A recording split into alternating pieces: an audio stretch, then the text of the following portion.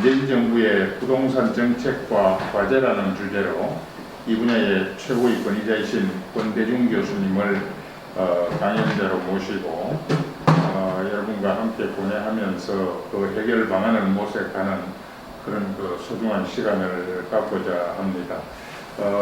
우리 권대중 교수님을 간단히 여러분께 소개를 드리겠습니다. 한국부동산 융복합학회 회장, 그리고 한국부동산 융복합연구원 원장, 대한부동산학회 이사장을 맡고 계시고 대한부동산학회 제17회, 18회 회장을 역임하셨습니다. 현재 명지대학교 부동산학과 교수로 재직 중이십니다.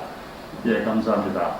공정과 상식 회복을 위한 국민연합 제13차 포럼에 함께하신 여러분들께 진심으로 감사를 드립니다. 오늘도 시대적 현안인 부동산 문제에 관하여 문재인 정부의 부동산 정책과 과제라는 주제로 이 분야의 최고 권위자이신 권대중 교수님을 강연자로 모시고 함께 고뇌하면서 그 해결 방안을 모색하는 소중한 시간을 갖고자 합니다. 문재인 정부 들어서 그 어느 분야에서도 내세울 만한 성공한 정책이 눈에 띄지 않습니다. 특히 부동산 정책의 대실패는 서민들의 내 집 마련의 꿈을 빼앗아갔고 또 청년들에게 절망감을 안겨주었고 인구 절벽의 원인을 제공하는 것은 물론이고 사회적 갈등과 사회적 불안과 불통과 불신을 심화시키고 사회 양극화, 사회 안녕 질서와 사회 안전망의 위기 등 온갖 국가적 위기의 원인을 제공하는 기현상을 낳았습니다. 문재인 정부의 부동산 정책 실패의 원인은 주택 문제에 대한 근본적인 진단 없이 이념을 기반으로 정책의 틀을 바꾸어 놓고 공공주도와 민간 육성에 있어서 일관성 없는 정책으로 시장의 불확실성만 키워버렸습니다. 문재인 정부는 정부의 시장 개입을 최소화하는 것이 시장의 안정에 도움이 된다는 기본 원리에 반하여 정부의 정책 목표가 부동산 가격 통제에 맞춰져서 정부가 인위적으로 가격을 통제하려고 덤비면서 규제와 과세 등을 통해서 불필요하게 시장에 과도하게 개입하는 그런 잘못을 저질렀습니다. 또한 정부는 부동산을 통해 번 불로소득을 바로잡겠다면서 징벌적 과세적 성격을 가하는 등의 방법을 동원해서 정책 실패의 책임을 일반 국민의 탓으로 돌리고 있습니다. 또한 객관적 기준도 사회적 합의도 없이 일률적으로 다주택자를 무작정 투기의 주범으로 몰아세워서 중과세를 부과하면서 다주택 보유를 죄악시하는 등 사회적 갈등을 부추기는 정책적 과오를 범하였습니다. 퇴로 없는 정책은 사실상 결과적으로 저항만 낳을 뿐입니다. 오늘 권 교수님께서 부동산 정책에 관한 관견과 해안으로 객관적이고 현실적이며 정확한 통계학적 기초와 부동산에 대한 심리적 요인 등을 종합적으로 분석하셔서 그 해결책을 제시해 주실 것입니다. 부디 문재인 정부는 권 교수님의 고언에 귀를 기울여 잘못된 부동산 정책을 바로 잡아주기를 바랍니다. 함께 하신 여러분 진심으로 감사를 드립니다. 고맙습니다. 바로 발제를 부탁을 드리고 여러분과 함께 이 문제에 대해서 고뇌하는 시간을 갖도록 하겠습니다. 네, 안녕하세요. 저는 명지대학교의 권대중 교수입니다. 원래 제가 우리 전 대표님께 부탁을 받아서 한 30분에서 1시간 정도 이내에 강의를 부탁받았는데요. 일단 문재인 정부의 부동산 정책이 뭐가 잘못됐는지 왜 이렇게 부동산 가격이 올랐는지 2017년도 5월 9일 날 대통령 취임한 이후에 지금까지 4년 반 가까이에 어떤 정책이 나왔는지 한번 전부 점검을 해보고요. 그리고 마지막에 그런 것들이 부동산 시장에 어떤 영향을 미쳤는지, 또 돌아가서 이번에 그 여야 대선 후보들이 어떤 정책을 내놨는지 간단하게 한번 짚어보겠습니다. 뿐만 아니라 자본주의 시장 경제를 추구하는 입장에서 어떻게 변화가 돼야 되는지 그것도 한번 짚어보고요. 이 대선 후보들이 우리 그 윤 총장님도 마찬가지인데요. 100만 가구, 200만 가구, 250만 가구를 내놨지만 그 근거는 없습니다. 그래서 제가 짧게 서울시에 주택 80만 호를 공급한다면 어떤 근거를 가지고 어떻게 공급하는지 시뮬레이션처럼 이렇게 작성을 좀 해봤습니다. 그것까지 제가 한번 보여드리겠습니다. 문재인 정부는 지난 2017년도 5월 9일 날 대통령에 취임을 했죠. 제19대 대통령 취임한 이후에 40일 만에 내놓은 대책이 있습니다. 이것이 바로 6.19 대책입니다. 사실 6.19 대책은 지난 박근혜 정부 당시에 3년 11개월을 근무하고 몰랐던 당시에 21번의 대책이 나왔는데요. 그 중에서 19번이 부동산 규제 정책보다는 완화 정책이죠. 주택시장 정상화 정책을 내놓고요. 2번이 규제 정책이었습니다. 근데 마지막에 그 규제 정책 자체가 113 대책입니다. 11월 3일 날 내놓은 대책인데요. 이 대책이 바로 문재인 정부가 첫 번째 내놓은 대책, 6.19 대책과 아주 유사한 대책입니다. 그리고 40일 만에 내놓은 대책이 바로 8.2 대책입니다. 이 8.2 대책은 지난 2005년도 노무현 정부 당시에 강력했다고 하는 8.3일 대책보다도 더 강력한 서울시의 25개구를 투기과열적으로 묶고 11군데를 투기적으로 묶었던 아주 강력한 대책이었죠. 그리고 9월 5일 날 바로 8.2 대책의 후속 대책으로 성남 분당구와 대구 수성구를 투기과열적으로 묶었습니다. 이런 대책들을 간단하게 한번 짚어보겠습니다.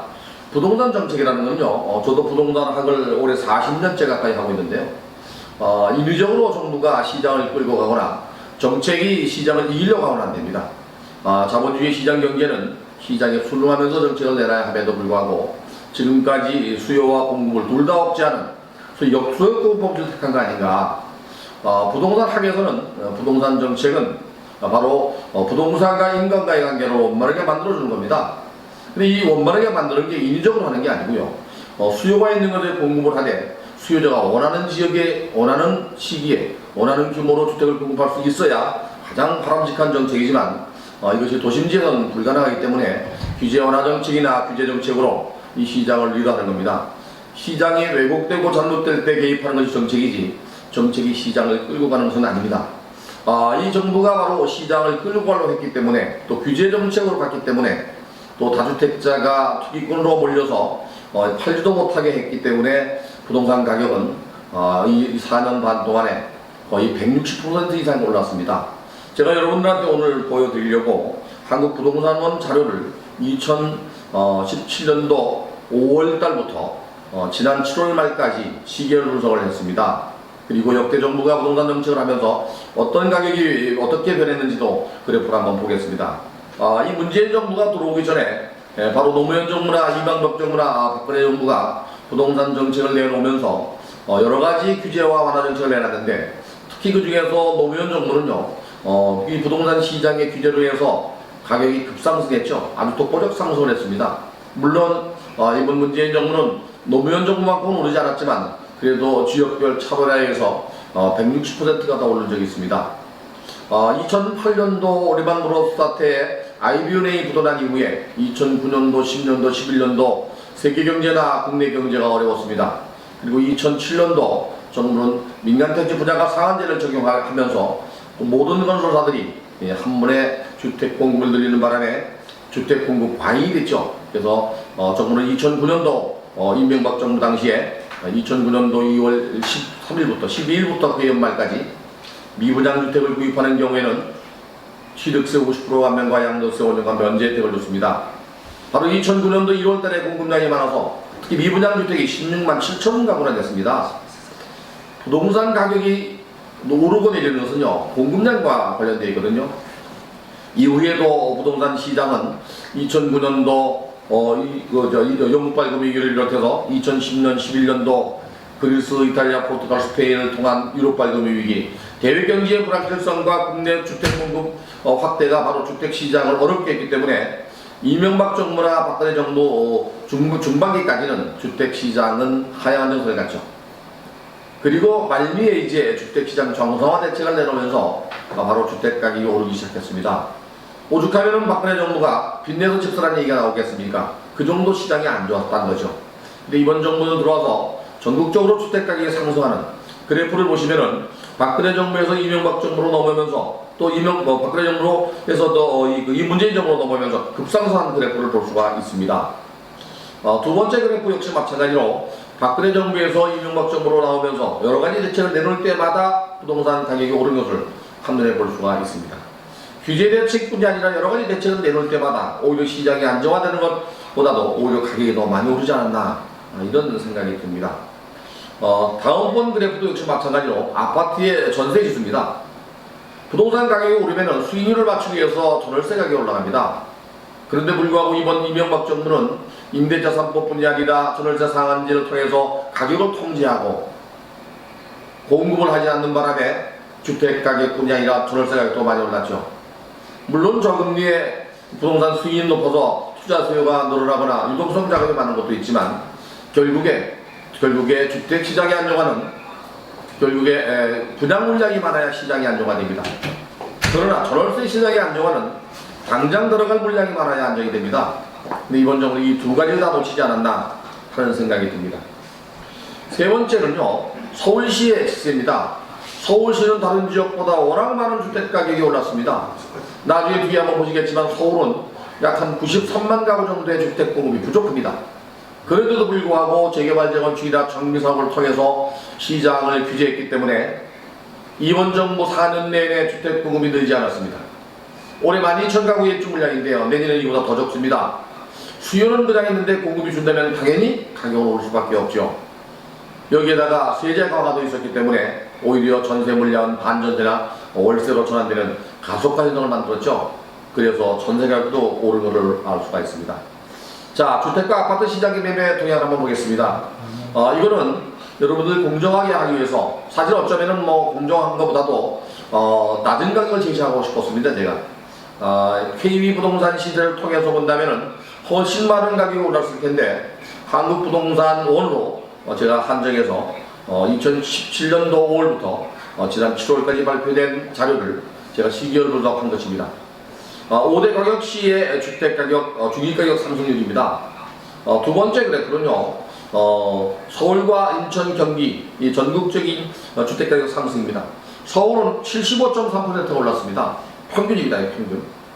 그리고 서울 지역의 주택가격, 중위가격을 보면은요, 여러분들 동서남북으로 나눴을 때 동서남북 중에서 남동향 부분이 가장 많이 올랐습니다. 또 5대 가격시의 아파트 매매 가격을 보면은요, 대전이 72.2%로 가장 많이 올랐고요. 그리고 이 전국 32%가 올랐지만 이것은 아마도 빌라나 공동주택을 포함하기 때문에 지방까지 포함되기 때문에 높지 않았다고 보여집니다. 또한 이제 인천과 또는 서울 전국의 아파트 중위권 매매 가격을 보면요, 역시 77.4%가 올랐습니다. 퍼센트로는 50%, 70% 얘기할 수 있지만 금액으로 따졌을 때 집 없는 세입자에게나 또는 무주택자에게는 상당히 큰 부담일 수 있습니다. 서울의 25개 구의 그 시기열 분석을 해보면요, 가장 많이 오른 적이 어딜까요? 바로 성동구입니다. 성동구가 164.7%가 올랐습니다. 그리고 두 번째가 바로 은평구입니다. 은평구가 145.3% 올랐습니다. 뿐만 아니라 다른 지역도 많이 올랐지만 서대문구도 132.9% 올랐고요. 전반적으로 100% 이상 올랐다는 얘기는요, 집이 거의 2배 됐다는 얘기입니다. 주인권 평균 가격이 KB 시세로 보면 11억이 넘었습니다. 이 가격 상승은 오히려 자본 이득이기 때문에 일가구 1주택자에게는 아무 의미가 없다고 보여집니다. 인천도 마찬가지입니다. 인천도 인구가 300만 인구가 지금 됐죠. 인천은 주택 공급이 조금 부족하긴 합니다만은 인천 연수구 같은 경우는요, 송도관 연수구 같은 경우는 바로 112.7%가 올랐습니다. 서구도 마찬가지죠. 서구는 바로 검단 신도시가 있는 지역입니다. 이 지역도 75.8% 올랐습니다. 시흥, 광명, 수원, 성남, 평택, 화성 그 말도 많던 시흥, 광명지구 성남이 104.3% 올랐는데 화성은 124.7% 올랐습니다. 여기에 광명도 100%가 더 올랐습니다. 주택가격이 3년 4년 만에 이렇게 100% 오를 수 있을까요? 수원은 4개 구가 모두 다 올랐습니다. 4개 구 중에서도 가장 많이 오른 지역이 바로 영통구가 111% 올랐고요. 장안구가 101%, 그리고 수원시의 권선구가 가장 적게 올랐는데도 불구하고 82.4%입니다. 성남시가 전국에서 가장 많이 올랐죠. 성남시는 평균 104.3% 올랐고요. 심지어는 수정구는 160% 올랐습니다. 160%. 상상을 초월합니다. 분당구도 128.7% 올랐고요. 사실 이 100%라고 하는 그 개념이 말은 쉽지만 가격이 2배 됐다는 얘기입니다. 전세시장 한번 보겠습니다. 전세시장도 대구 같은 경우는 지금 주택시장이 조금 침체기로 들어갔습니다. 그동안 상당히 시장이 좋았지만은 공급량이 늘어나면서 지금 보합세를 유지하고 있습니다. 근데 전세시장 가장 많이 오른 51.6% 올랐습니다. 물론 대전은 매매 가격이나 전세 가격이 다 올라서 동반 상승해서 54.1%가 올랐습니다. 주택도 마찬가지로 전국 서울, 인천 모두 다 59% 이상 다 올랐고요. 좀 빨리 제가 가겠습니다. 그리고 5대 강역시도 전부 다 전세가 올랐는데 이 전세 가격은 바로 돈을 지불해야 합니다. 내가 살던 집의 전세 가격이 1%만 올라도 돈을 내야 되고요. 여기 10%, 20%가 올랐다면 소득보다도 많이 올랐기 때문에 점점 더 교외 지역으로 밀려나는 소위 말하는 주거용도의 젠트리피케이션이 발생할 수도 있습니다. 그렇기 때문에 수도권 지역으로 밀려나고 심지어는 지하방까지도 전세가 1억에서 5억까지 되죠. 제가 어제 영국의 BBC 방송하고 인터뷰를 했는데요. 영국에서 저를 찾아온 이유가 지하에 사는 것도 이해가지 않는데 지하에 전세 가격이 1억에서 5억까지 간다는데 아이러니 했답니다. 오늘 UPA 통신하고 또 했는데 UPA 통신 똑같은 얘기를 하더라고요. 한국에 왜 이렇게 지하방에 살면서도 지하가 달러로 환산을 줄 때 상승을 초월하는 가격이 전세 가격 지불해야 되느냐. 물론 전세는 우리나라에 있는 제도입니다. 정답을 낼 수가 없더라고요. 전국의 아파트 평균 가격이 50% 이상 올랐다는 얘기는요, 서민들이 점점점 더 어려움에 처할 수밖에 없다고 하는, 코로나 시대에 자영업자들이 죽어가고 있고 직장을 잃은 젊은 사람들이 많은데 불구하고 이렇게 주거 위력이 높아지면은 점점 더 서울을 어려울 수밖에 없습니다. 서울의 25개의 5개 그 자치구의 전월세 시장을 봐도 가장 많이 오른 지역이 은평구입니다. 87% 올랐고요. 또 중량구가 역시 마찬가지로 81% 올랐고요. 종로구는 뭐 할 것 없이 주택이 적다 보니까 97.4%나 올랐습니다. 오히려 서초, 강남, 송파가 많이 오르지 않았습니다. 매매 가격은. 근데 전세 가격은 오히려 이제 서초, 강남 같은 경우는요, 재건축 이주 수요 때문에 80% 올랐습니다. 이게 인천도 마찬가지로 상당히 많이 올랐지만 인천 동구를 보면 오히려 가격이 10%밖에 안 올랐습니다. 그 이유는 수요가 줄었기 때문에 그렇습니다. 구옥이 많은 데다가. 근데 연수구 같은 경우는 88.3%면은 얼마 전에 어떤 얘기인가요? 4년 전에 주택 가격이 전세 가격이 주택 가격이 지금의 전세 가격을 발표했죠. 그만큼 많이 오른 겁니다. 시흥, 광명, 수원, 성남, 평택, 화성도 보면은 화성이 78.7%로 가장 많이 올랐고요. 광명이 63.8% 올랐습니다. 수원은 뭐 4개 구가 다 올랐습니다. 그리고 성남도 역시 아까 말씀드린 대로 매매 가격이 100%다 올랐듯이 그 수정구가 112.2%, 오히려 중원구는 전세 가격이 164.7% 올랐어요. 1억짜리가 2배 이상 오른 거죠, 거의. 자, 제가 지금 시기열 분석을 여러분들 보여드리려고 어제 하루 종일 만들었는데 화면을 보지 못해서 안타깝습니다. 자, 그러면 문재인 정부가 왜 이런 정책을 내면서 이렇게 부동산 가격이 올랐을까요? 크게 보면 3가지로 나눠서 볼 수 있는데요. 하나는 애당초 문재인 정부의 부동산 정책은 공공주도형 서민주택 정책이었습니다. 주택정책 자체가 공공이 공급을 해야 된다고 생각했던 겁니다. 민간주도형이 아니었죠. 민간 합동 방식도 아니었습니다. 그리고 주택 수요와 가구수를 비교했을 때 과히 부족하지 않다고 생각을 했던 겁니다. 여러분들 기억나시죠? 2018년도 8월 15일 아니라 10며칠 날 통계청장이 서울의 가구수와 주택수를 발표했는데 당시 더불어민주당 대표였던 이해찬 대표가 통계가 잘못됐다고 얘기했죠. 그리고 그달 8월 27일 날 정부가 8.27 대책을 넣으면서 30만 가구의 주택 공급을 하겠다고 이해찬 대표가 얘기했습니다. 그것이 바로 지금의 3기 신도시의 출발입니다. 물론 그 당시에 통계청장은 지금 뭐 하시는지 모르겠지만 그 통계청이 발표한 자료는 지금도 틀리지 않습니다. 지난달에 7월달에 국토교통부가 발표한 자료를 제가 뒤에 한번 보여드리겠습니다. 서울의 주택수가 얼마나 모자라는지. 근데 정부는 지역 규제를 시작으로 부동산 시장 규제를 하기 시작했습니다. 바로 취임 이후에 8.2 대책이 25개구를 투기과열지구로 묶었던 겁니다.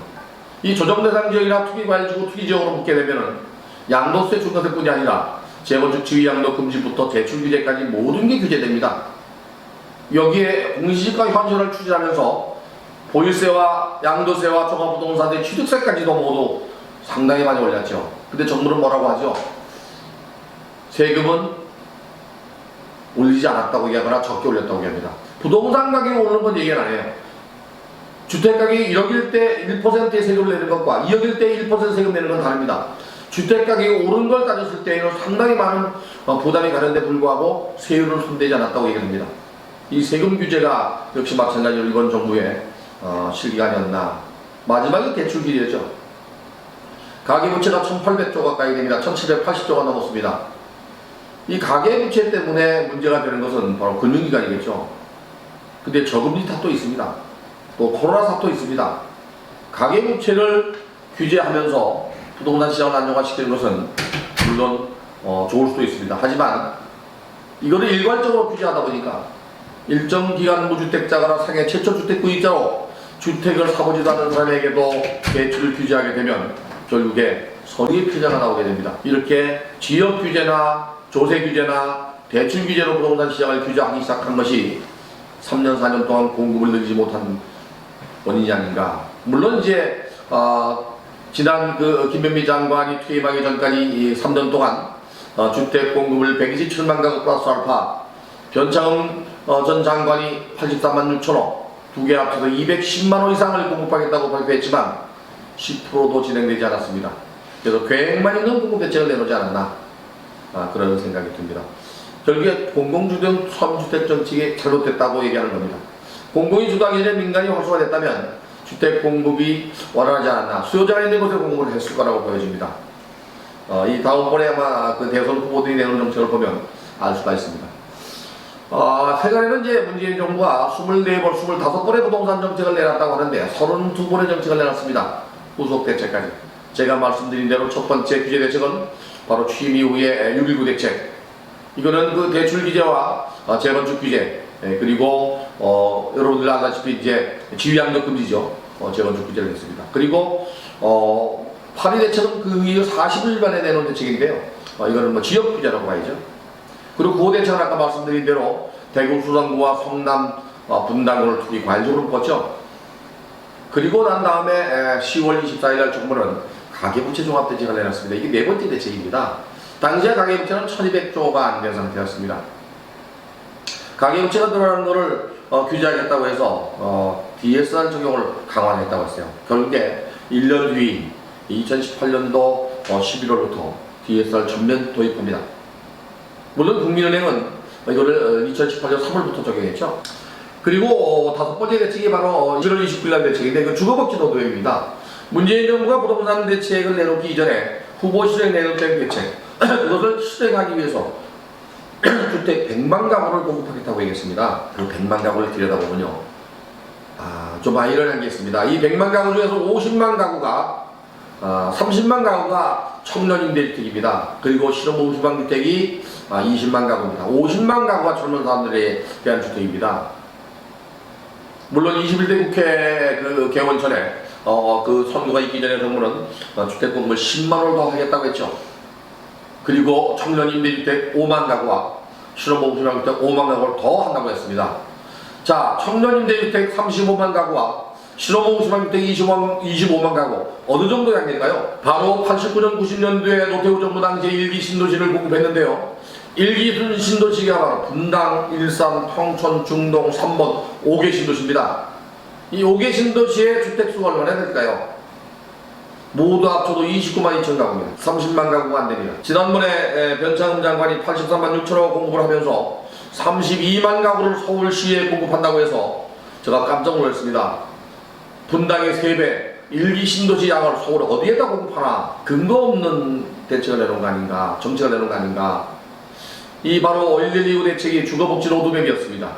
근데 청년 임대주택은 비싸서 못 돌아갑니다. 제가 한번 뒤에 그래프를 한번 보여드리겠습니다. 민간이 짓는 것들은요, 보통 보증금이 5천에서 한 1억 정도 되고 월세가 40에서 60만원, 많은 80만원짜리도 있습니다. 근데 주차장이 없습니다. 관리비가 나옵니다. 젊은 사람들이 감당하기는 어렵습니다. 그 이후에 12월 13일 날 정부는 바로 임대주택 등록을서 말을 해놓죠. 말도 많고 탈도 많았던 2017년도 12월 13일 날 정부는 임대주택을 4년 8년짜리로 내놓으면서 임대주택에 등록을 하게 되면은 종합부동산세도 면제해주고 여러가지 혜택을 줬습니다. 누가 보면은 임대주택을, 민간 임대주택을 활성화시키는 쪽으로 봤죠. 그것도 2018년도 4월 말일까지만 등록하게 되면 여러가지 혜택을 준다면서 부추기고 또 장려했습니다. 그 이후에 지난해 5월 말까지 임대주택 등록은 160만 6천 가구가 등록을 했습니다. 자, 문제는 임대주택에 등록하게 되면은 4년 8년 동안 팔질 못합니다. 그렇지 않아도 시중에 주택 공급은 부족한데 임대주택으로 발목이 잡힐 겁니다. 이것을 바로 12월 13일 날 되는 겁니다. 그 내놓은 이유는 간단합니다. 아마도 이번에 정부가 또 연임돼서 민주당 정부가 또 집권하게 되면 전세금에 과세할 겁니다. 김현미 장관이 된 것이 바로 김수현 장관하고의 일면식도 없지만 전세 보증금에 대해서 과세한다는 것 때문에 아마 시키지 않았다는 생각이 들어요. 제가 들은 이야기로는 아마도 3억 원이 넘으면 간주소득세로 간주해서 전세 보증금에 과세하지 않겠나. 근데 우리나라는요, 전세를 안고 집 없는 사람이 나머지 차익만큼 갭을 집어넣고 집을 샀다가 전세를 내보내고 들어가는 형태입니다. 돈이 있어서 전세 놓는 게 아니고요, 돈이 부족한 사람들이 되게 전세를 놓습니다. 근데 아마 전세금에 과세하게 되면 문제가 심각할 수 있는데 그것 때문에 전월세 신고제가 하지 않나는 생각이 듭니다. 그리고 그 다음에 2월 21일 날 바로 재건축 시장의 안전진단, 제2차 안전진단을 강화했죠. 그러면서 박근혜 정부 당시에 구조안전진단을 대폭 완화했던 것을 다시 강화해서 50점으로 만들었습니다. 내가 내 집을 짓는데 구조적으로 문제가 없으면 지을 수가 없게 되어 있습니다. 오세훈 시장이 서울시장 나오면서 제일 먼저 공약했던 것이 바로 안전진단 강화를 원점으로 돌려서 완화시키겠다는 거였습니다. 이번 정부의 노 장관이 안 해주고 있습니다. 지금 이 재건축 시장의 규제는 원래 4개였지만 하나는 이 민주당이 철회했죠. 3개가 남아있는 게 바로 시작 단계인 안전진단 강화고요. 두 번째가 민간택지 분양가 상한제입니다. 현재 서울을 비롯해서 322군데가 민간택지 분양가 상한제를 적용하고 있습니다. 가격을 통제하고 있는 겁니다. 그리고 마지막 하나는 2019년도 12월 28일 날 재건축 초과이익 환수제가 합헌됐습니다. 이거 아리얼이 하지 않습니까? 노태우 정부 당시에 토지공개념으로 도입됐던 법률 3가지가 있습니다. 그것은 바로 토지 초과이득세, 이 공안지세라고 하죠. 분양을 받고 집을 짓지 않은 상태에서 땅값이 오르고 팔았을 때 매기는 세금입니다. 개발이익 환수하는 법률, 그리고 또 한 가지가 택지 소유 상한하는 법률입니다. 이 3가지는 지난 2004년도 위헌 판결 내지는 헌법 불합치로 없어졌죠. 그런데 노무현 정부 당시에 2006년도 1월 1일 날 다시 개발이익 환수하는 법률을 들고 와서 지금 시행하고 있습니다. 이걸 근거로 재건축 초과이익 환수제가 오랜 시간 끌고 오다가 결국에 이번 정부에서 합헌을 만들었습니다. 다음 정부가 만약에 바뀐다면 대법관들이 바뀌면 또 어떻게 될지 모르지만 어쨌든 지금은 그것이 발목을 잡고 있습니다. 그 다음에 그해 7월 3일 날 주택공급대책을 한번 내놨죠. 실업모금 희망타운을 10만 가구 짓겠다고 내놨는데 이번 정부는 결국에 청년이 아니면 실업모금입니다. 그리고 8번째가 바로 8.27 대책입니다. 아까 제가 말씀드린 대로 이해찬 대표가 민주당 대표가 되면서 주택 공급을 30만원 공급하겠다고 하면서 뒤로는 그렇게 또 부동산 시장을 규제했죠. 그리고 9.13 대책입니다. 종합부동산세 강화 얘기를 했는데 지금은 뭐 상당히 부담스럽게 됐습니다. 종합부동산세는 뭐 고가주택을 갖고 있는 사람들이 모두 다가 부담스러울 수 있는데요. 이것도 한번 짚어야 됩니다. 종합부동산세는 부자세로 1% 부자에게 물리는 세금으로 2005년도 5월달에 노무현 정부 당시에 만들었던 건데요. 그 당시에는 6억 원 이상입니다. 이게 논란이 많아서 이명박 정부가, MB 정부가 2009년도 9월달, 10월달에 1가구 1주택은 9억 원, 다주택자는 6억 원 이상 초과되는 주택에 대해서 물리기로 했죠. 자, 지금부터 12년 전 얘기입니다. 12년 전에 고가주택이 9억인데 주택가격은 이번 정부 들어와서도 100%가 더 올랐습니다. 지금도 9억입니다. 그런데 지난번 전 국회에서 11억으로 조정됐죠. 2억 올랐습니다. 왜 그럴까요? 이번 정부가 정말로 주택가격이 2배 된 걸 인정하려면 적어도 고가주택은 15억, 18억, 20억 돼야 되는데 인정하지 않는 겁니다. 고가주택은 결국에 거주의 자유를 막는 거거든요. 이후에도 뭐 상당한 대책을 많이 내놨는데 중요한 것만 제가 말씀을 드리겠습니다. 시간 관계상. 2019년도 2월 12일 날 정부는 공시지가를 현실화시키겠다고 했죠. 제가 언론에서도 이 얘기를 많이 했고 방송도 많이 했는데 공시지가라고 하는 게 세 가지가 있습니다. 공동주택 공시가격이 있고요. 토지 표준지 공시가가 있고요. 그 다음에 단독주택 가격이 있는데 여러분들이 대부분 살고 있는 공동주택 공시가격은 한국부동산원에서 조사합니다. 한국부동산원은 전진 한국감정원입니다. 감정평가원을 안 하게 되어 있습니다. 그런데도 불구하고 250명이 전국의 공동주택을 전부 조사하고 있습니다. 그렇기 때문에 층별, 위치별, 향별, 평형별로 가격이 다른 것을 정확하게 찍어낼 수가 없습니다. 감정평가사협회에서 이걸 해야 되는데도 불구하고 통제 기능이었던 제가 아까 말씀드린 대로 입주 물량이 없으면 전월세 가격은 당장 도시외곽으로 밀려나거나 가격 올라갈 수밖에 없습니다. 이거는 부동산 사이트 통계 사이트인 그 지인에서 발표한 자료입니다. 2022년도부터 지역별로 나온 자료인데 나중에 한번 보시면 좋을 것 같습니다. 이건 국토교통부에서 발표한 자료입니다. 부동산 매매 건수가 반의 반토막 났습니다. 7월달도 마찬가지고요. 규제가 강화되면서 주택을 거래하지 못하는 사례가 높아졌다는 얘기죠. 그러면서 거래되는 것들은 저는 돈 많은 부자들만 거래되는 최고가가 갱신되고 있습니다. 불과 엊그제 이런 일이 벌어졌죠. 중국 사람들이 아마 지금 선방인데요. 반포 자이아파트 서초구 반포동에 있습니다. 290제곱미터죠. 91평짜리가 90평에 91평짜리가 45억 정도 갑니다. 60억에 버렸습니다. 외국에서 볼 때 우리나라 부동산 가격은요, 아까 제가 말씀드린 대로 평당 2억씩 가는데 우리나라 1억이 안 가기 때문에 싸다고 하는 것 때문에 묻지마서 들어오는 거예요. 이게 문제입니다. 이게 또 역시 시장을 교란시킬 수 있다는 얘기죠. 전월세 거래량도 역시 마찬가지입니다. 예전보다 많이 줄었어요. 이거는 임대차 3법 때문에 그런 거 아닌가. 인허가 건수도 반토막 났죠. 그 다음에 착공 물량도 반토막 났어요. 인허가를 받더라도 착공하지 않으면 주택 공급은 늘어나지 않습니다. 착공하더라도 준공되지 않으면 역시 입주 물량이 안 됩니다. 이거 역시 전부 다 국토교통부에서 발표한 자료인데요. 전국별 수도권 서울이 전부 반토막 났습니다. 이러고도 시장이 안정화됐거나 정상이라고 얘기합니다. 주택 분양 실적이나 준공 실적도 마찬가지입니다. 거의 3분의 1 정도 줄거나 반토막 났습니다. 지난 2달 전에 정부가 한 달 6월달인가에 정부가 주거실태 조사를 발표했죠. 자가주택 점유율과 보유율 있죠. 자가주택 보유율은 내가 집을 갖고 있는 거고요. 점유율은 내 집에 내가 사는 겁니다. 내가 내 집을 갖고 있는 게 57.5%가 그 정도 되고요. 내가 내 집을 보유하고 있는 게 약 60%가 됩니다. 아직도 40%의 집이 없는 겁니다. 여기에 1인 가구부터 세대별로 제가 좀 정리해놨는데 한번 보시면 좋을 것 같고요. 이거는 바로 이제 주택 공급률입니다. 2019년도 기준으로 우리나라 주택 공급률은 아직도 103%, 서울은 96%입니다. 1년에 1%를 못 올립니다. 그런데 서울은 98%, 9%라고 얘기를 합니다. 1년에 1%의 주택 공급을 하면 상당한 양입니다. 서울의 가구 수가 380만 가구 넘거든요. 잘못된 통계가 안 된다는 생각이 들어요. 뒤에 한번 나옵니다, 이게. 자, 지역별로 나오죠. 서울은 2020년도 기준으로 주택수가 300만 5천 가구입니다. 300만 5천 가구. 300가구, 300만 가구라고 생각하세요. 근데 일반 가구 수는 398만 2천 가구입니다. 가구수 대비 주택수가 98만 가구가 모자라는 겁니다.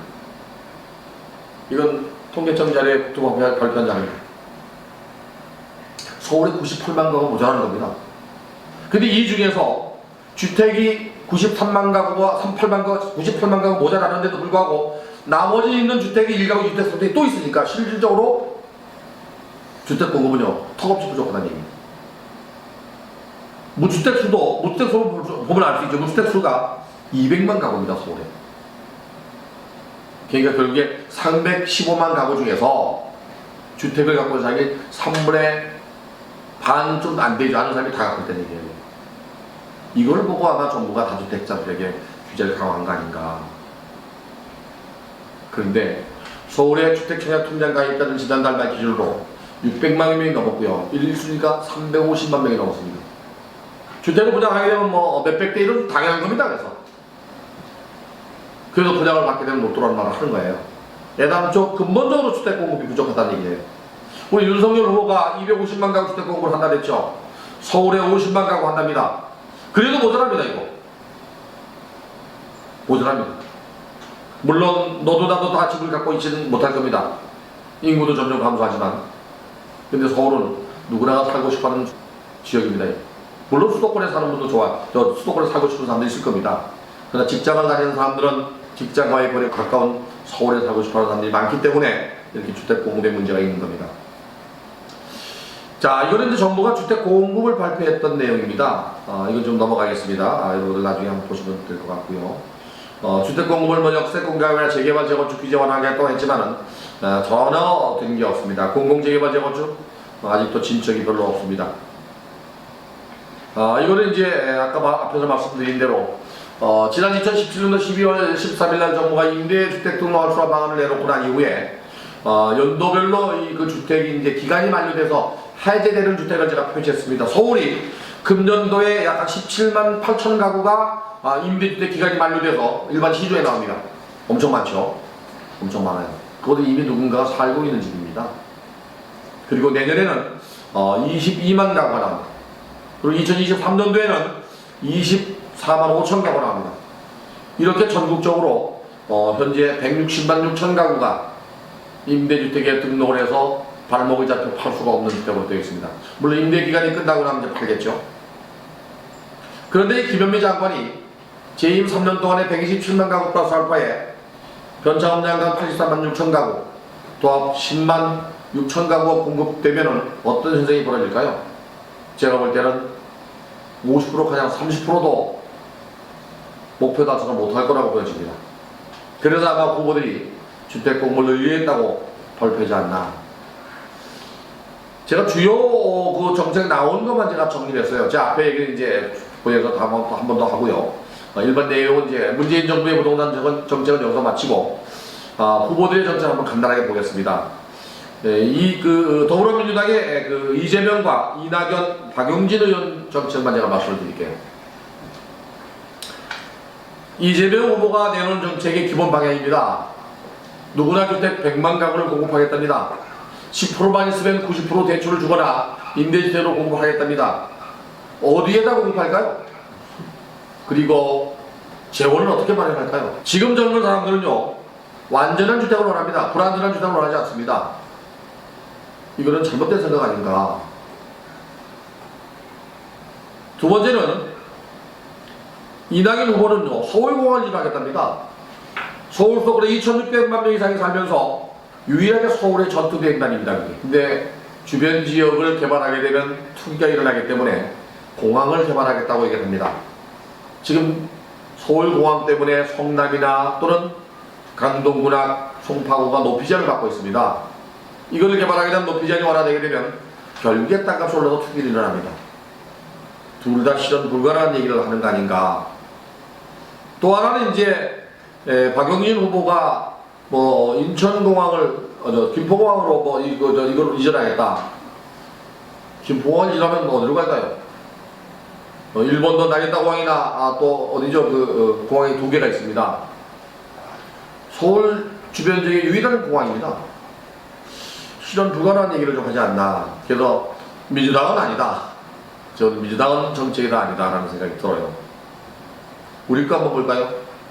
윤석열 후보가 5년간 250만 가구를 수도권에 130만 가구를 공급하겠다고 했습니다. 수도권에 130만 가구 있어야 됩니다. 원래 서울만 해도 93만 가구 모자라, 98만 가구 모자란다고 제가 말씀드렸죠.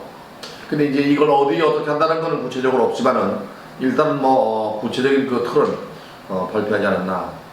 또한 이제 무주택자들이나 청년들에게 원가 주택을 공급하겠다고 했죠. 이거는 낮은 가격으로 주택을 공급하겠다고 하는 아마 메시지가 아닌가 하는 생각이 듭니다. 원가를 추정하기는 어렵습니다. 토지 건물을 포함한 원가인지 아니면 국공유지에 지어서 건축 원가인지 구체적으로 얘기는 안 하셨지만 일단 토지 건물이 포함됐다면 분양가 상한제 가격보다 낮을 수도 있고 그런 가격이 아니겠나. 단 너무 낮다 보니까 분양받는 사람들이 5년 이후에 환매 조건으로 30%는 정부나 공공기관에 기부해라 환수하겠다는 그런 얘기도 있습니다. 또 이제 역세권에 한 20만 가구가 생애 최초 주택 구입자를 비롯해서 20만 가구 공급하겠다고 했는데 민간주도 형식으로 가기 때문에 이건 가능성이 있습니다. 용적률만 올려주면 됩니다. 뭐 수익만 계산해주면 됩니다. 어떻게 보면은 그 여당 후보보다는 우리 윤석열 후보의 정책이 좀 현실성이 있지 않나. 단지 이제 그 500만 가구, 250만 가구가 구체적으로 어디에 있는지가 없습니다. 그리고 판매 조건부가 과연 젊은 사람들 유권자들이 원하는 주택인지 이걸 한번 우리가 짚어볼 필요가 있습니다. 그 다음에 유승민 후보가 말한 수도권의 주택 100만 가구 이걸 아마도 지금 기존 주택 250만 가구, 210만 6천 가구를 포함해서 얘기한 거 아닌가. 제가 윤석열 후보 앞에 얘기를 다 안 했지만은 이번 정부의 주택 정책을 그냥 이어받아서 간다면 주택 공급이 너무 많을 수 있어요, 사실은. 홍준표 후보 얘기 중에는요, 4분의 1 가격으로 주택을 공급하겠답니다. 말도 안 되죠. 국민의 세금이 아마 자기 쌈질 돈인지 몰라도 주택을 어떻게 4분의 1 가격으로 공급해요. 아무리 국공유지라 하더라도 쉽지 않은 얘기입니다. 최재형 후보는 뭐 특별하게 없습니다. 그냥 규제 완화만 있습니다. 물론 이 네 후보는 이번에 컷오프에 통과됐습니다. 8명 중에 들어갔지만 모두 다가 규제 쪽은 다 완화나 말씀드린 정부의 정책 그거를 보고 아마 하지 않았겠나. 여당 후보는 그거를 좀 더 강화하는 쪽으로 이야기를 했을 거고요. 야당 후보들은 그거를 또 시장 경제에 맞춰서 정책을 내놨을 거라고 보여집니다. 자, 그래서 부동산 정책 분석을 제가 요점만 제가 말씀드리겠습니다. 취득세, 보유세, 종부세, 재산세, 양도세, 세제와 관련된 것은요, 국민이 부담가지 않는 쪽으로 재정비돼야 합니다. 또한 대출 규제, 생애 최초 주택 구입자나 적어도 지금 정부가 2017년 8월 2일날 나온 대책에서 1가구 1주택자가 2년 이상 거주하는 거주 조건을 만들었죠. 그럼 2년 이후에 무주택자라면 이전 수요로 보고 대출을 해줄 수 있어야 됩니다. 단기 투자를 받기 위해서. 그래서 2년 이상 무주택자와 생애 최초 주택 구입자에게는 대출이 이루어질 수 있도록 해야 하는데도 불구하고 너무 규제했다. 이것도 규제 정책이기 때문에 수정되어야 하고요. 조정대상 지역을 비롯한 투기적 투기과열지구는 분명하게 재산권 침해가 있을 수 있고요. 제3자가 피해를 볼 수 있어서 선별적으로 핀셋 규제로 바뀌어야 된다고 생각이 듭니다. 전월사상한제를 비롯해서 계약갱신 신조건제나 또는 신고제는 폐지해야 돼야 맞습니다. 공시가격 현실화, 역시 현실화의 개념을 재정리하고 현실화 이를 반대하지 않지만 상승하는 그만큼 세금을 유예해주는 국민 부담을 줄여주는 쪽으로 가야 된다는 생각을 합니다. 공급 대책은요, 수요자가 원하는 지역에 원하는 주택을 공급할 수 있는 정책, 역세권을 개발하거나 재개발 재건축 규제를 완화해서 용적률을 올려서 증가되는 용적률의 일부분을 기부 체납받거나 임대주택이나 또는 부담주택으로 전환해서 주택 공급을 늘릴 수 있는 정책이 시급하다고 생각합니다. 모든 나라가 도심지를 개발하는 컴팩트 시티로 가고 있습니다.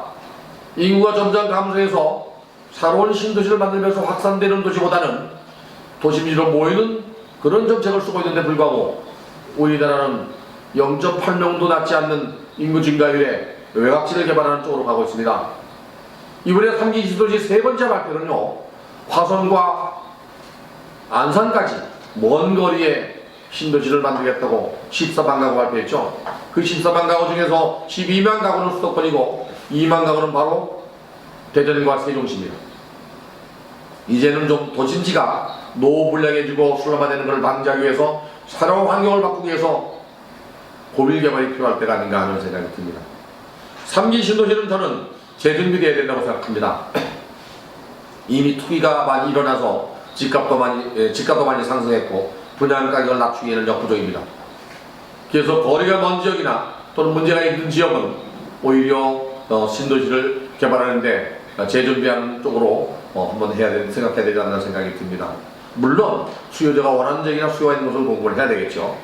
청약제도는요, 전면 개편이 필요하다고 생각합니다. 왜 영끌이 있고 왜 젊은 사람들이 주택을 구입하느냐? 청약 통장으로 분양받을 수 없게 되어 있습니다. 그 이유는 가점제가 무주택 기간이나 청약 통장 가입 기간이나 부양가족 수를 따져서 점수를 매깁니다. 30대, 20대, 40대는 무주택 기간도 짧고 청약 통장 가입 기간도 짧고 부양가족도 없을 수 있습니다. 그래서 정부가 아마 실업부부 특별공고를 하는지 모르겠지만 이 실업부부 특별공고를 없애고 청약통장 제도 완전 개편하는 겁니다. 어떻게 하느냐? 30대 무주택 비율을 계산하고 40대 무주택 비율을 계산하고 50대 무주택 비율을 계산하고 세대별로 무주택 수를 계산한 퍼센트만큼 무작위로 배정해서 30대는 30대끼리 경쟁하고 40대는 40대끼리 경쟁하는 세대별 경쟁 체제로 바꾸는 겁니다. 그러면은 불만도 없어지고 주택을 공평하게 나눌 수 있지 않겠다는 생각이 듭니다. 민간택지 재개발 사업을 활성화시키는 것은 누차 드리는 말씀인데요. 이 점점점 더 노후불량해지는 주택을 노후도가 일정 부분 안 된다는 것 때문에 설의 3자까지, 제3자까지도 재개발 사업이 안 되는 것은 잘못되지 않았나 하는 생각이 듭니다. 그래서 재개발 재건축은 분명히 용적을 올려주고 증가되는 용적의 상당 부분만큼은 기부 채납을 받아서 주택 공급을 늘리는 쪽으로 가야 한다고 생각되고요. 자, 여기하고는 관계없지만 LH 혁신안을 제가 지난번에도 한번 방송서도 했고요. 글도 썼는데 LH는 2009년도에 주택공사와 토지공사 합병을 했죠. 당시에 이지성 사장, 이름을 거명해야 될지 모르겠는데 그분이 사장 맡았을 때 제가 칼럼을 쓴 적이 있어요. 공룡기업이 나타났다. 6,700명의 그 거대 기업이 지금은 13,000명이 됐습니다. LH 직원이 9,700명이지만 자율적인 주택관리 공간이 2,800명입니다. 빨리 공중분해해야 합니다. 택지를 개발하는 공사 하나, 그 택지에 거분을 짓는 공사 하나, 지은 거분을 관리하는 공사 하나, 그리고 토지재생 공사를 만들어서 서로 정부가 교환되지 않도록 국토부가 컨트롤하는 방법을 택하면 좋은데 정부의 안은 한 지붕 세 가족을 만든다고 합니다. 그러다가 불과 보름 전에 이것마저도 백지화시킬 것 같습니다. 혁신안을 보면은 2,000명 감원하는 걸로 되어 있어요. 2,000명 감원이 혁신안인가요? 집에 가면 처자식이 있는데 불구하고 감원한다고 해서 구조조정이 되는 건 아닙니다. 근본적인 대책을 세워야 되지 않나 하는 생각이 듭니다. 자, 제가 윤석열 후보를 지지하면서 드리고 싶은 말씀은 부동산 정책 자체가 100년 대계나 50년 대계를 보기 이전에 당장 피부로 와닿는 정책과 중장기 정책을 같이 끌고 가야 되지 않나. 그리고 이번에 내놓은 대책은 토론 전에 한 번쯤은 점검을 해야 된다고 생각합니다. 제가 이건 어느 분이 만들었는지 알고 있기 때문에 이름을 거명하기 뭐하지만 원가주택에 대한 개념 정리해야 되고요. 그 원가주택이 분양가 상한제 주택이라면 이 젊은 사람들이 분양가 상한제 주택으로 그냥 분양받으면 완전 소유권이 되는데 불구하고 낮다는 것 때문에 환매 조건부로 30%를 국가에 낸다면 과연 그걸 좋아하는 주택이 되겠는가? 여러분들은 만약에 주택을 갖고 있다가 나머지 개발 이익에 대해서 집값이 오르는 것에 대해서 30%를 만약에 정부에 내라면 그 주택을 사겠습니까? 아니면 완전 소유권 주택을 사겠습니까? 또 역시 정부가 지금 현재 이번 정부가 발표한 2,210만 6천 가구, 216만 가구, 그 다음에 2,210만 6천 가구와 지금 250만 가구를 내놓은 것 두 개 합쳐서 400만 가구가 넘습니다. 이 주택 공급량이 맞은지 적은지도 한번 점검해야 봐야 되지 않는 생각이 듭니다. 제 강의는 여기서 조금 마치고요. 제가 참고로 한 5분 정도 제가 서울시를 중심으로 공약사를 제가 만들어 놓은 게 있습니다. 한번 대충 보여드리고 이 자료는 제가 여러분들 안 드릴 겁니다.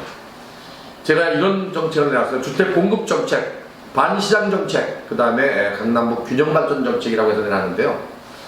이런 정책을 내놓을 때는요, 뒤에 백데이터가 전부 있어야 합니다.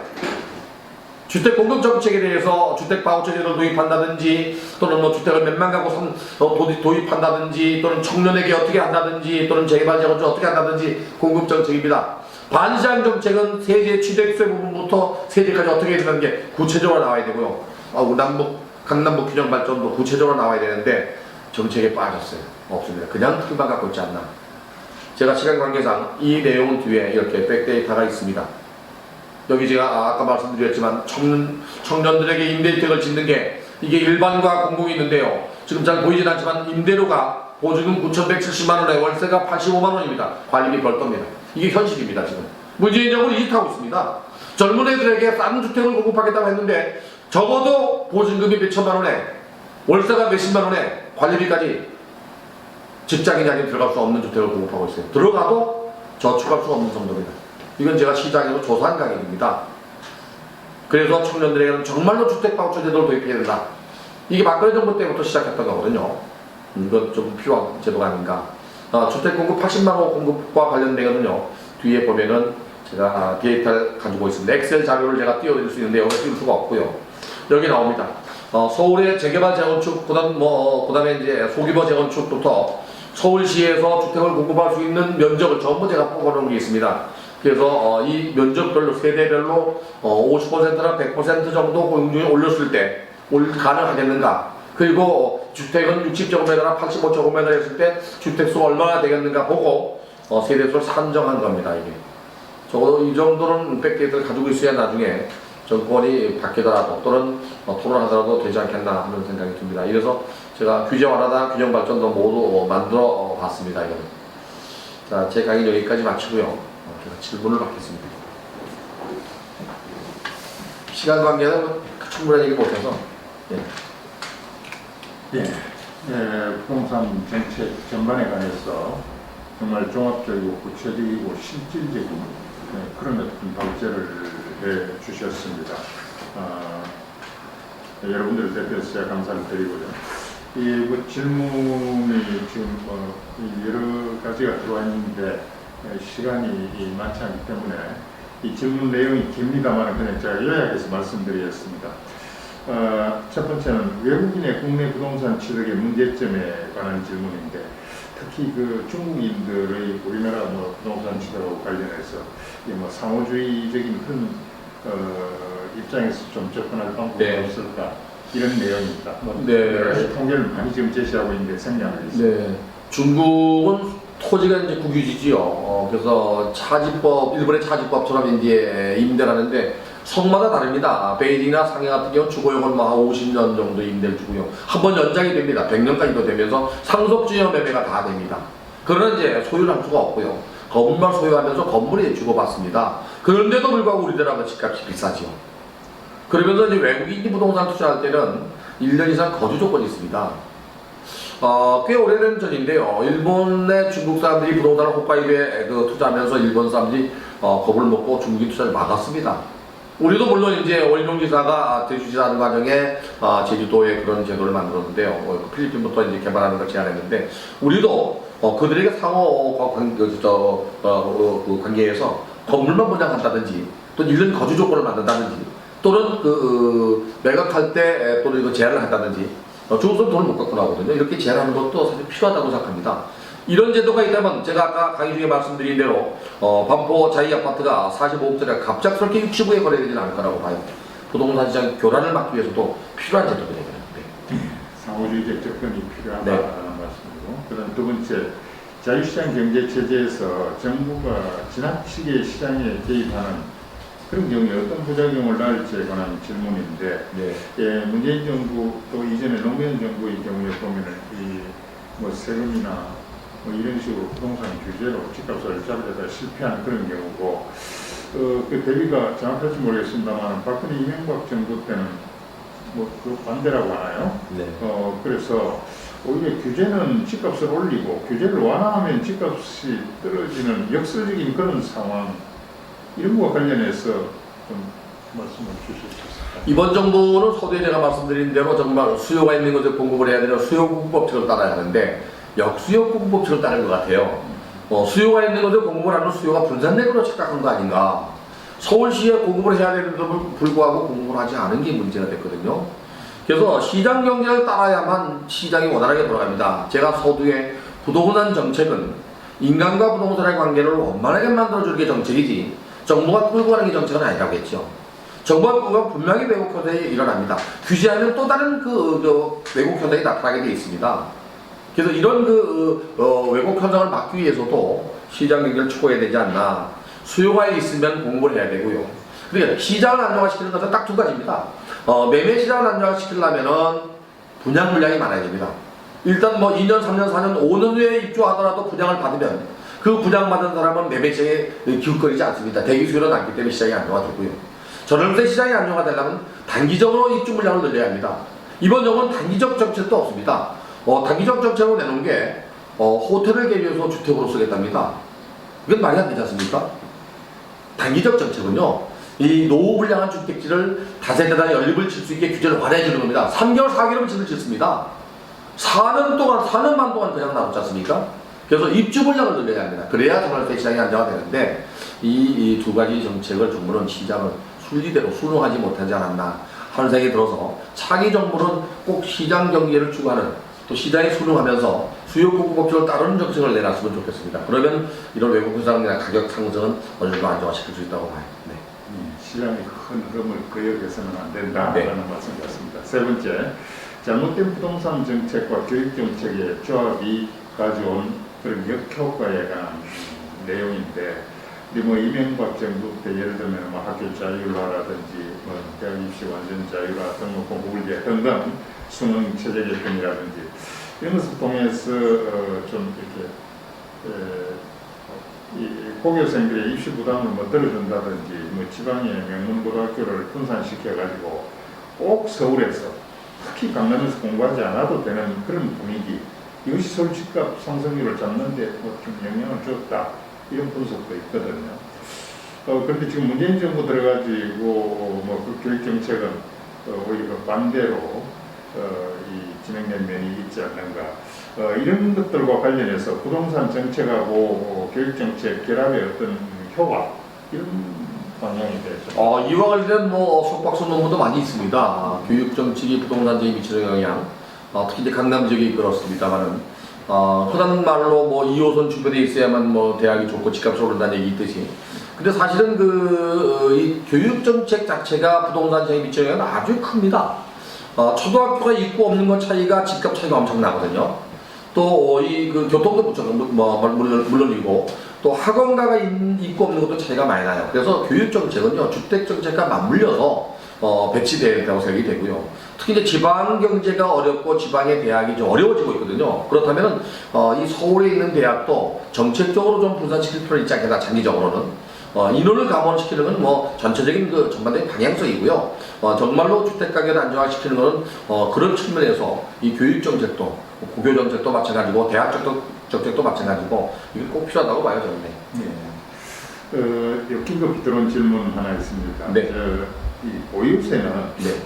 말씀하고 좀 답이 조금 나온 것 같은데, 보유세는 사회 간접 자본 등 세금으로 주택 가격이 올라가는 것과 같아가지고 이 문제를 합리적으로 해결할 방법이 없을까 좀 제안을 해주세요 하는 것하고, 지금 상황으로 우리 젊은이들이 주택을 구입할 수 없다.